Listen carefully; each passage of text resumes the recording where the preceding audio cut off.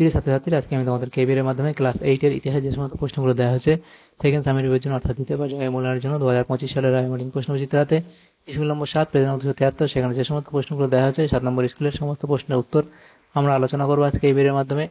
তোমরা ভিডিওটা শুরু থেকে শেষ অবশ্যই দেখবে এবং চ্যানেল যদি নতুন হয়ে থাকে অবশ্যই তোমরা চ্যানেলটাকে সাবস্ক্রাইব করে রাখবে পরবর্তী স্কুলগুলোর প্রশ্ন উত্তর পাওয়ার জন্য। এবং এর আগের যে স্কুলগুলো ছিল সেগুলোর প্রশ্ন উত্তর আমরা আলোচনা করে দিয়েছি, তোমরা প্লেলিস্ট থেকে পেয়ে যাবে সেই প্রশ্ন উত্তরগুলো, অবশ্যই তোমরা সেখান থেকে দেখে নিও। আর আজকে আমরা আলোচনা করবো এই 7 নম্বর স্কুলের প্রশ্ন উত্তরগুলো। এই প্রশ্ন উত্তর পিডিএফ তোমরা আমাদের টেলিগ্রাম চ্যানেল থেকে পেয়ে যাবে। ডেসক্রিপশনে আমাদের টেলিগ্রাম চ্যানেলের লিঙ্ক দেওয়া আছে, সেখান থেকে তোমরা আমাদের টেলিগ্রাম চ্যানেলে যুক্ত হয়ে যেতে পারবে। এখানে দেখো 7 নম্বর যে স্কুল সেখানে যে প্রশ্নগুলো এখানে দেওয়া হয়েছে, দেখো 5টা এমসিকিউ টাইপ প্রশ্ন শূন্যস্থান পূরণ দেওয়া হয়েছে। এমসিকিউ টাইপ 5 নম্বর। একের দাগে বলা আছে কি ঠিক উত্তর ঠিক শব্দটি বেছে নিয়ে শূন্যস্থান পূরণ করো। একের দাগের 1, চিরস্থায়ী বন্দোবস্ত চালু করেন, সেটা হবে অপশন সি অর্থাৎ কর্নওয়ালিস। এরপরে বঙ্গভঙ্গ পরিকল্পনা করেছিলেন, সেটা হবে কার্জন অর্থাৎ অপশন বি। শূন্যস্থানে এগুলো লিখবে। এরপরে 3-এর দাগে আছে জাতীয় কংগ্রেসের প্রথম সভা বসেছিল, জাতীয় কংগ্রেসের প্রথম সভা বসেছিল মুম্বাইতে, অপশন সি। এরপরে দাদন বলতে বোঝায় অগ্রিম অর্থ, অপশন এ। বাংলায় বিপ্লবী আন্দোলনের সঙ্গে জড়িত ছিল যুগান্তর পত্রিকা, অপশন বি। তাহলে এখানে এই প্রশ্নগুলো হলো। এরপর 1-এর দাগের 2-এর দাগের যে প্রশ্নগুলো আছে দেখো একটি বা দুটি শব্দ উত্তর দাও। প্রথম প্রশ্ন কি বলা হয়েছে, যে পাঁচশালা বন্দোবস্তের প্রবর্তন করেন কে? সে লিখবে Warren Hastings. Warren Warren Hastings. এরপরে কে রেলপথ ব্যবস্থার পরিকল্পনা করেন? লিখবে লর্ড ডালহৌসি।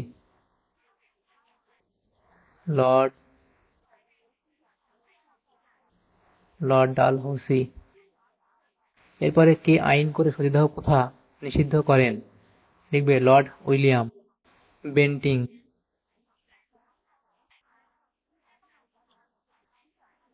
বাংলায় কত খ্রিস্টাব্দে নীল বিদ্রোহ শুরু হয়? বাংলায় কত খ্রিস্টাব্দে নীল বিদ্রোহ শুরু হয়? লিখবে 1859 থেকে 1860 খ্রিস্টাব্দে। 19 শতককে সভা সমিতির যুগ বলেছেন কে? লিখবে অনিল শীল। অনিল শীল। ভারত মাতা চিত্রটি কার আঁকা? অবনীন্দ্রনাথ ঠাকুর। অবনীন্দ্রনাথ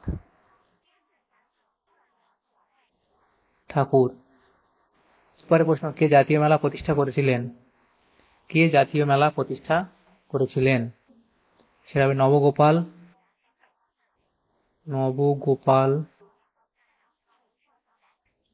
মিত্র। নবগোপাল মিত্র। কাকে মুসলমান সমাজের রামমোহন বলা হয়? লিখবে স্যার সৈয়দ আহমেদ খানকে। স্যার সৈয়দ আহমেদ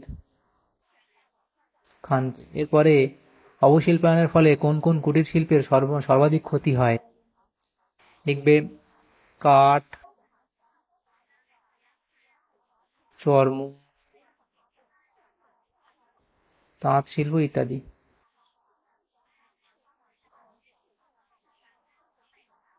তাঁত শিল্প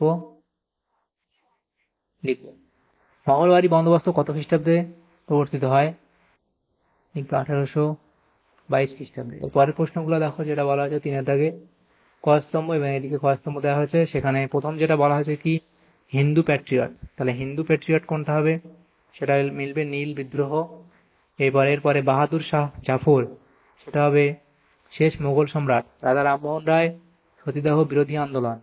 এরপরে বিজয় কৃষ্ণ গোস্বামী ব্রাহ্ম সমাজ। তারপরে আছে সাঁওতাল বিদ্রোহ, এটা হবে সিধু ও কানু। এগুলো হলো।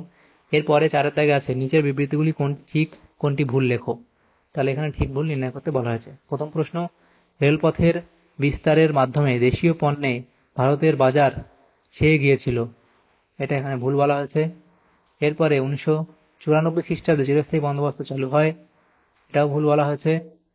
তারপরে যেটা বলা হয়েছে দেখো, টেলিগ্রাফ ব্যবস্থা কোম্পানি শাসনের কথা মাথায় রেখে বানানো হয়েছিল, এটা ঠিক বলা হয়েছে। নেক্সট প্রশ্ন, ক্ষুদিরাম বসু ও প্রফুল্ল চাকি কিংসফোর্ডকে মারতে গিয়েছিলেন, তাহলে এখানে কি হবে, এটা তোমাদের এখানে হবে ঠিক বলা হয়েছে। এরপরে নরমপন্থীরা চরমপন্থীদের কার্যকলাপকে 3 দিনের তামাশা বলতেন, এটাও এখানে ঠিক বলা হয়েছে।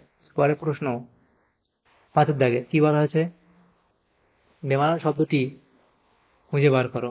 বেমানান শব্দটি এখানে খুঁজে বার করতে বলা হয়েছে। রামমোহন রায়, দেবেন্দ্রনাথ ঠাকুর, কেশবচন্দ্র সেন, দয়ানন্দ সরস্বতী, এখান থেকে দয়ানন্দ সরস্বতীটা আলাদা হবে। এরপরে কলকাতা, ইংল্যান্ড, বোম্বাই এবং মাদ্রাজ, এখান থেকে ইংল্যান্ডটা আলাদা হবে। এরপরে জমিদার, ইজারাদার, সাঁওতাল আর মহাজন, তো এখান থেকে সাঁওতালটা আলাদা হবে। সিধু, কানহু, চাঁদ আর বিরসা মুন্ডা, তো এখান থেকে বিরসা মুন্ডাটা আলাদা হবে। এরপরে বাহাদুর শাহ, জাফর, নানা সাহেব, তিতুমির এবং মঙ্গল পান্ডে, এখান থেকে তিতুমির আলাদা হয়ে যাবে। 6 দাগের যে প্রশ্নগুলো আছে দেখো, এই প্রশ্নগুলো নেক্সট পেজে আলোচনা করবো আমরা। 7 দাগেরটাও, সূর্যাস্ত আইন কাকে বলে, তাহলে সূর্যাস্ত আইন কাকে বলে সেটা লিখতে হবে এই অবধি। এরপরে সম্পদের বহির্গমন কাকে বলে, দামিন ইকো কি এটা।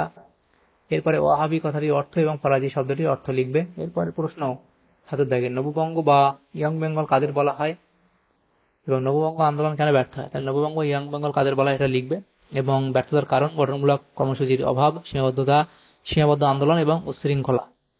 এরপরে ইলবার্ট বিল কি, তাহলে ইলবার্ট বিল এবং এর পরিণতি কি হয়েছিল সেটা লিখবে। 8 দাগের প্রশ্নগুলো আছে নেক্সট পেজে আমরা আলোচনা করব, সেটা দেখো। সমাজ সংস্কার আন্দোলনে ডিরোজিওর ভূমিকা কি ছিল, ইয়ং বেঙ্গলের উল্লেখযোগ্য সদস্যবৃন্দ, ইয়ং বেঙ্গলের সমাজ সংস্কার আন্দোলন ইত্যাদি পয়েন্টগুলো এফডি লিখবে। এরপরে বঙ্গভঙ্গের বিরুদ্ধে স্বদেশী আন্দোলন কি রকম ছিল, স্বদেশী আন্দোলন, আন্দোলনের উদ্দেশ্য, শিল্প ইত্যাদি পয়েন্টগুলো করবে। শিক্ষা, এবং এখানে এই পয়েন্টগুলো লিখে এফডি লিখবে। এরপরে 3 দাগে বলা আছে ব্রিটিশ কোম্পানির আমলে রায়তওয়ারি বন্দোবস্ত সম্পর্কে আলোচনা করো। রায়তওয়ারি বন্দোবস্তের বৈশিষ্ট্য, তাহলে এখানে যে বৈশিষ্ট্যগুলো দেওয়া আছে লিখবে, এবং রায়তওয়ারি বন্দোবস্তের ফলাফল লিখবে, তার সুফল লিখবে এখানে 3টে, এবং কুফল এখানে 3টে লিখে এই অবধি লিখে দেবে। তাহলে দেখো তোমাদের এই প্রশ্নের উত্তর হয়ে যাবে। তাহলে দেখো আমাদের এখানে যে প্রশ্নগুলো ছিল ক্লাস 8-এর ইতিহাস, যে প্রশ্নগুলো ছিল 7 নম্বর স্কুলের, সমস্ত প্রশ্নের উত্তর আমরা আলোচনা করলাম আজকে এই ভিডিওর মাধ্যমে।